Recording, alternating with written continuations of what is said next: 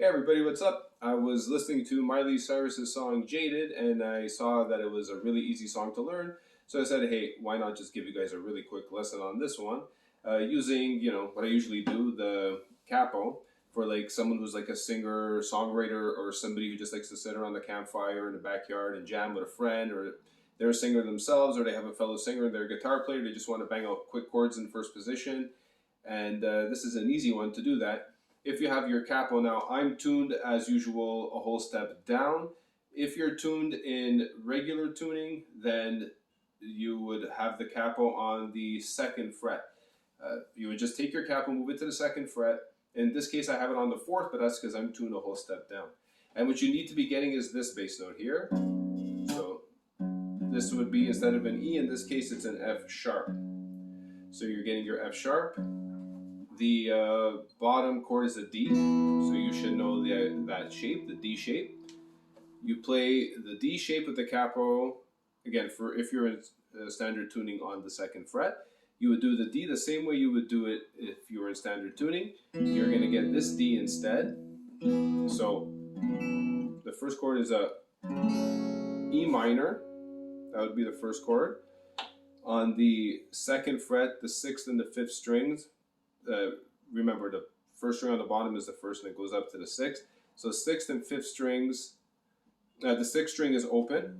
That's where you get your bass note. And then on the fifth and fourth string, on the second fret, you would press those down, just those, and you get your E minor. And in this case would be an F sharp minor. And then you get your next chord. So it's like that D shape, and this is an E actually, an E major, but it's with a D shape here, which would standardly be a D in standard tuning. So that would be, if you don't know it, on the second fret, first string, and then on the second fret, third string, and on the third fret, second string. And you hit your open bass note, right? So you have those three strings plugged down there, and then you have your bass note. So you strum those together. You don't hit the top string. So you have your first chord. You would just strum, and then you can pick up and down.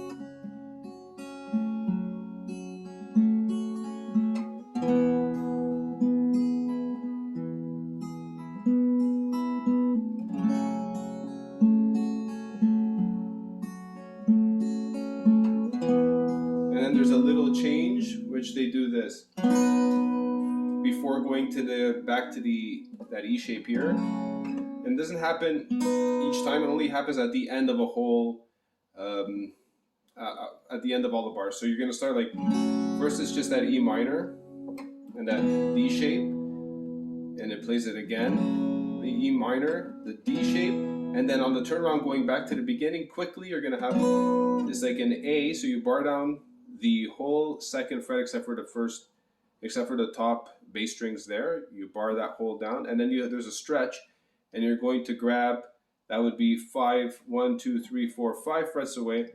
You grab that bottom string over here. You can also just play it like an A shape and leave it kind of open, and it kind of sounds okay, just like that standard A shape, but to get that sound is this here that's happening. So strumming it.